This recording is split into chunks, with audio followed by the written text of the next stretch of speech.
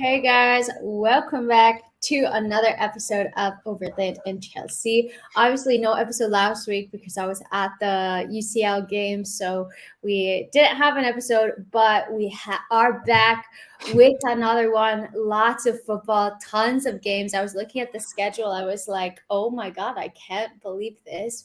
But before we get into any of that, Matisse, how are you doing? I'm good. I'm good. It's been mad. It's been busy, but I'm very good. And yeah, I'm just looking forward to now that we have something to look forward to with the FA Cup final. We secured that, which is great because the Champions League we spoke of there. It's a little bit heartbreaking, but at least now we have something to end the season on a high if we get the job done. But we still need to win these games. I really want us to beat Arsenal because our record against them is pretty crap. So yeah, I'm looking forward to this game though. Big definitely. I know it's like actually mad. I was looking at the head to head and I was like, have Arsenal really won that many games? Because they have not been so good the past couple of seasons. I don't even think they qualified for European football Mm. last season, or I don't remember what place they came in, but they're not playing European football now. If they, Eighth yeah, last year, eighth the year before, and this year, obviously, now in what fifth, and fifth in or terrible they're form. So sixth, I think, but they have a game in hand. yeah, So yeah, even still. So, but we lost twice to them last year. They did the double over us. The year before, they beat us in the FA Cup final as well. So they've actually got a yeah. very good run on us recently.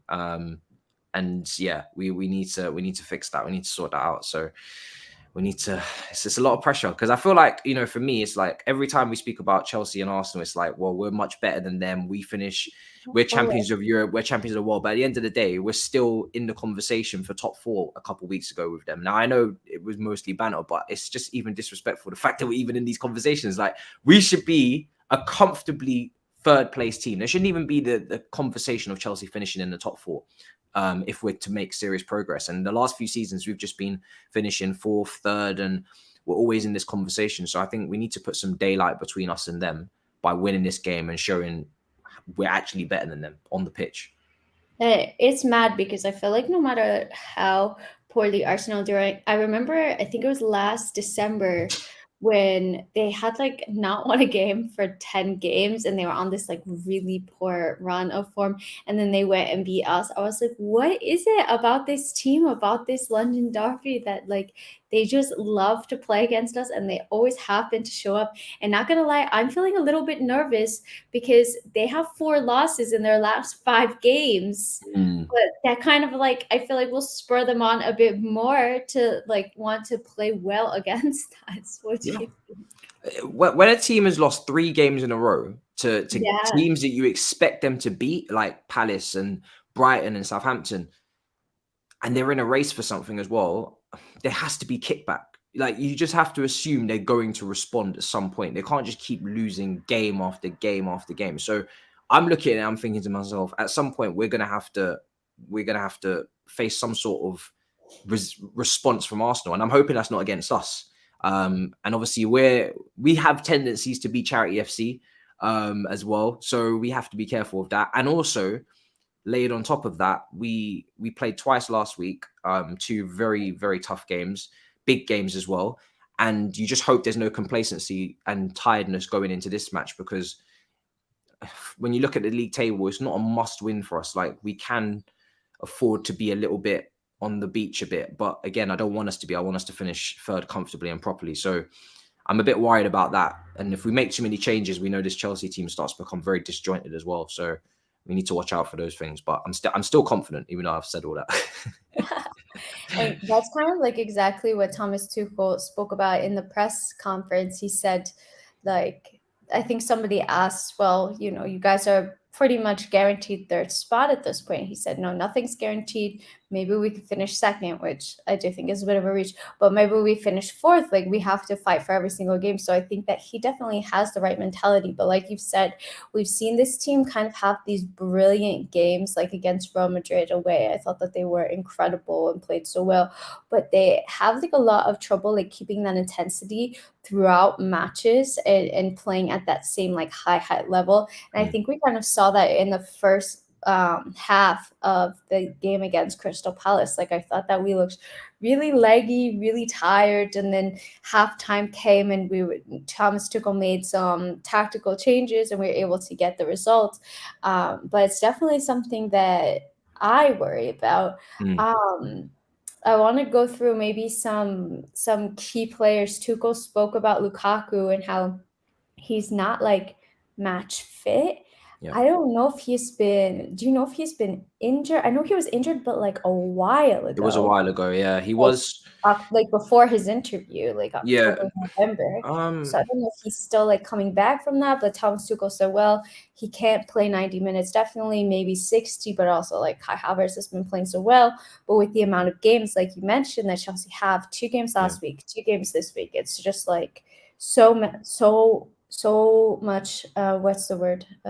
Maybe physically taxing, I'd say, is maybe a phrase I would use. But yeah, it's very intense as well, you know, for these players. And I think Yeah, like very for intense games. yeah, for Lukaku, I think he might have picked up a knock a few weeks ago, but I can't remember now. But I'm pretty sure there was something niggling going on there. Him, Hudson-Odoi were out at the same time. Hudson-Odoi's still out. I think there was some sort of injury there.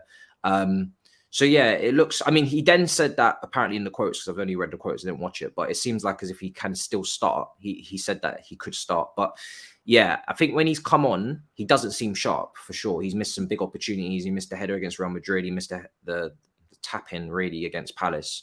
I know we've already won the game at that point, but even still, it's you will for Yeah. his confidence, you'd think he'd get the goal there. There Um, was like a moment when he also, sorry to interrupt you, mm, when he like had a shot and I thought for sure he was going to take the shot and then he passed it and I was thinking he looks like yes, super low on confidence, yeah. because like if he was high on confidence, he would just bury that and he Mm. didn't.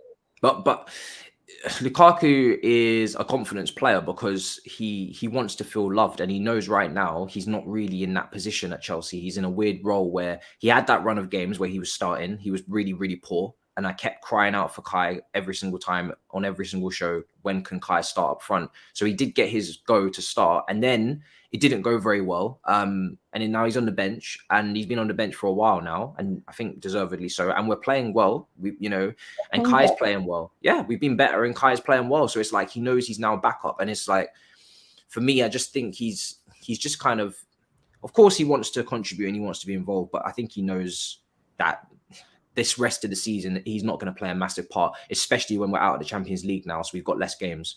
We just have the Premier League and then the final. So I think he knows that he's kind of just waiting for the summer, see what happens with his future.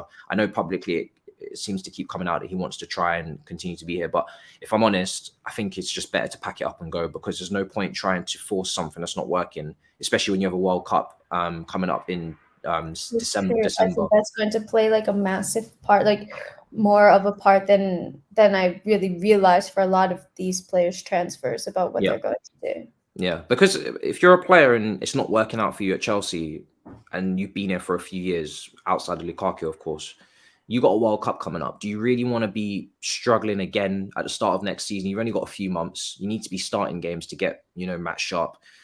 And all of these guys are critical for their country, whether it be Werner, Pulisic, Lukaku. All these guys are mainstays for their national teams. So Yeah. I just personally, I think he's messed up the environment for himself with the fans as well. And I think he should just cut his losses and move on. I don't think he should really be trying to extend this for years and years because if Tuchel gets sacked because he doesn't deliver the goods next year, or people will find scapegoats, they 100% will. So he doesn't want to be part of that group that gets scapegoated. I've seen it so many times. Managers being sacked. Mourinho when he was really loved here, and people were getting called like rats because they kind of like they felt like behind the scenes they had gone against Mourinho's instructions and stuff. And Tuchel is just as loved, I think, here now.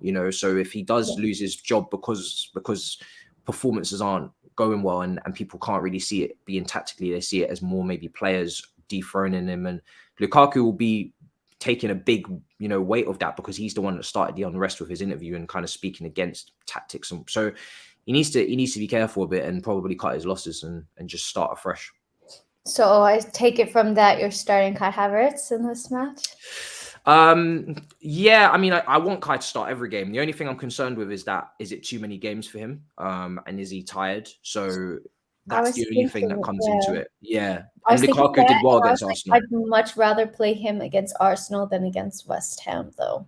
That's the only thing Yes, for West me. Ham. See, it's weird, isn't it? Because I think they're both home games, aren't they? Um, and West Ham, obviously, we're at home against Arsenal. I think we're at home against West Ham next Sunday. And Yes, West we are. Ham, Yeah. West Ham don't play Europa League. I don't think is there European football this week? I don't think there is. So West Ham won't be coming off the back of that. I'll take a look, but I don't think West Ham will be coming off the back of any European football. So then you have to look at it and you say, who's more physically, imposing? Probably West Ham with their defenders. So they obviously are quite strong with Zuma back there. Lukaku will probably be a better player to come up against that physicality than Arsenal, who are a little bit softer in their approach. Their next game is Chelsea. Yeah, on the next Sunday. They don't have any Europe's next week, which is a shame because every time they play in Europe, they fall off in the weekend following that. So yeah, but then again, you could say Lukaku bullied Arsenal last time. I know it was Pablo Mari, and it's a different defender, but I don't know. It's tough. It's tough. I haven't even decided personally because no one's asked me for my starting 11 yet. I've been doing loads of Ah, previews and I haven't had to do any 11s. that's mad.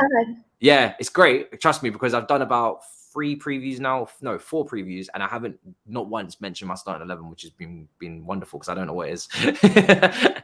You're gonna ask me now. Yeah, I won't ask you the full thing. I'll save it so that people go to your preview. But I do want to know like a couple of players here and there. Timo Werner has kind of come back into form. I feel like it's crazy because like at some point this season, I was like feeling that one Werner, Ziyech, or Pulisic is definitely on their way out, and it just like keeps going rotating because Ziyech had a good run of form. I was like, oh, we must keep Ziyech. And then Pulisic had a good run of form. And now Werner has had a good run of form. And he's been pretty instrumental in the past couple of games. And he's looking like he has a bit more confidence. And he is scoring goals, but I think, he's also like opening up spaces for Mace and Kai to run into. And Yeah. I thought that he's looked really strong the past couple of games. So do you keep that same front three that played against Palace, Mace, Kai, and Timo? I think there does have to be a bit of rotation somewhere. I think Werner, in my head, doesn't suit this game too much because I feel like whatever happens, Cedric is going to be more defensive than the left. I think Tavares has been really poor. From what I hear, especially, he's been hooked off a few times. Whether he starts will be interesting. I've kind of said that they should even probably try Saka over there and bring Pepe in. If they do that, then Saka is definitely going to be the more forward. And then it becomes like a back three makeshift if they go that way tactically. And Cedric kind of tucks in a lot more, maybe is more defensive. So I don't see there being loads of spacing behind. Obviously, we're no longer at the Bernabeu. We're no longer at Wembley. It's a smaller, tighter pitch. Everybody's been talking about it recently.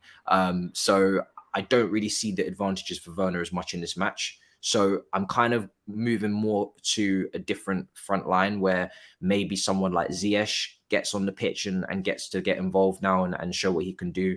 Pulisic's been in really dodgy form, but he could potentially get an opportunity. I think this is a game where people will get chances.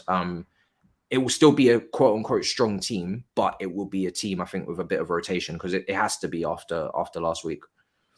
Interesting. And one of the areas that we really don't have much opportunity for rotation is in the midfields because Kovacic is out for at least 2 weeks. Conte, we've seen, has kind of been in and out. He looks pretty fatigued. And he, not that he has been injured, but we know like he could just be one game away from being injured with the amount that he's done over the years. And then Jorginho, I think, hasn't been playing well, and Thomas Tuchel kind of spoke about it a bit, not saying that he hasn't been playing well, but that he's had like a lot of pressure on him, and that at the beginning of the season he played through injury for the team because we didn't have any midfielders available, and then Italy didn't qualify for the World Cup, so he's just been going through a lot. And I think like that might play a part into his game as well, maybe why we saw him like a bit under the pace, especially against Crystal Palace. So do you start Jorginho and Conte in this match, or because I'm thinking it's either going to be Jorginho and Conte or Ruben and Conte, but perhaps we'll see Ruben at right wing back because Tuchel said that he's been playing Reece James at right center back because it's not as physically demanding as playing at right wing back while he's still getting up to speed from his injury. So that's like kind of the position on the pitch that I'm the most unsure about who's going Yeah. to start. What do you think? Yeah, it depends. Is he going to go with wing backs? I've also been looking at maybe a back four again because obviously we played it in the second half against Palace, more Loftus-Cheek in the 8 with Mount and then Jorginho sitting. I did like that dynamic. It felt a lot more like what we did under Sarri, with the midfielders and the 2 8s bombing on a bit. Obviously Loftus-Cheek was a big part of that season. I do like Reece in either position, so I agree with Tuchel. And obviously, if it's more physically protective to have him in that right side centre back position, that makes sense. And he locked up Zaha. Like I didn't see a peep from Zaha in the first half until he actually had to move across to the other flank, I think, or move into central positions. So it's an interesting. If he goes with wing backs, I don't really think Aspie at wing back is the way to go. With That's James what I was behind him. thinking, wing So back. maybe And Ruben, but I would probably prefer Ruben centrally. And then Ziyech has played wing back before. Remember, he kind of played that role where he kind of had the wing back and then he went into right wing when it went to a 4 and he pushed forward. So that's something that would be quite interesting because I do think Arsenal's left-hand side with their left back situation, there's no Tierney. I don't really feel like unless they play Saka there, which is unlikely. I don't really see much strength from Tavares. Yes, he's quick and he's a little bit dynamic, but he's not a top left back. So I think we can get some joy out of that side, especially of him defensively pinning back. So Ruben at wing back's weird. I don't know. It's one of those ones where I prefer, if we're going to use Ruben, I would just prefer that we just play the 4-3-3 because if you're playing Ruben at wing back against Southampton, he tucked in anyway. Real Madrid, he really, really tucked in. So it's basically a 3-man midfield. So you may as well just say it's a 4-3-3 and just be done with it. At least with Ziyech, he can operate on the touchline and he wants to play wide and he wants to, cut in on his left foot. It makes more sense. There's a lot more reason as to say why he would be on the flank. But Ruben on the flank, I don't really get it. It don't make no sense to me. I think it's going to probably depend a lot on like how physically ready Thomas Tuchel sees Reece James. And does Reece James play at right center back, or do you put like Christensen in there and you can play Reece James at right wing back? And another thing that I thought was interesting that he noted was that he's been leaving out Trevor Chalobah in his match day squads, and he spoke on that and kind of said, "Well, oh, sorry, can you hear that honking? It's I think it was me. Oh, really? It Yeah, sounded like it's it was me. coming outside of my window. So I was looking out. I was like, "What is going on over there?" I it was like, "Am I sounded gonna?" like it was right here. So Yeah, I yeah. It was not. It was was like, definitely "What on me. the heck?" Oh, what was I Unbelievable. saying? That he's left Trevor Chalobah out of his matchday squads and that he's had kind of a bit of a dip in form as well, but that he's been training. So I don't think that we're necessarily going to see Trev for this game. He was like pretty mistake prone in the past couple of games that we saw and like conceded or should have conceded a couple of penalties. But I think like that could be an interesting one to look out for. And Tuchel said that he's going to hopefully get minutes like going forward, but I don't think we're going to see that in this game. What do you think, Matisse? Nah, I don't think so either. I think he likes Reece James on that side right now, especially when you're coming up against some pretty tricky left-hand sided players. I think, you've come up against Zaha, you've had Vinicius. It's good to have Reece over there who does everything really well. He's quick, he's dynamic, Such a he's strong. blessing He's, in Spain. if you could clone him, that's what you would do, right? You would just really just clone him and have him at right wing back, at right side centre back as well. And if you could clone him with a left foot, then you'd put him at left side as well. And then you'd have 3 Reece Jameses in the team. I won't throw him in any more positions because then it becomes a little bit scary. But yeah, you It's just like a team with 11 Reece James would win the Champions League. I'm just annoyed that they didn't have twins when Reece was born. That's all really my biggest issue right now. Is that because it's just he's just unbelievable, isn't he? He's literally just he's perfect. He's a perfect footballer. There's no real weaknesses. Aw. He's a perfect footballer. You know, there's no weaknesses. He can shoot. He can pass. He can take free kicks. He can cross. He can tackle. He's strong. He's a leader. Like, what can't he do? Is the better question, really. Maybe that would be more interesting. Oh, so out of okay, keep, sell, loan. Oh Reece, God. Trent, Cancelo. Who you got? Reece, Trent, Cancelo, keep, sell, loan. I would keep Reece because it's Reece. I love Reece. I would sell Cancelo because he's the oldest. And hold on, because Cancelo can play both sides. Oh, hold on a second. Hold on a This is second. like the toughest one, I think, to No, explain. I gotta change that then. I'd keep Reece because there's intangibles with Reece that he's Chelsea. So that helps. Like I know Trent is and Reece are very close, but Reece can defend. Reece is captain material. Reece is Chelsea. Like, these intangibles on top of the quality makes it even better. You know, I'd rather have Lampard than Gerrard. You know, same argument. Then I'd actually keep. I'd loan Cancelo because obviously he gets to come back.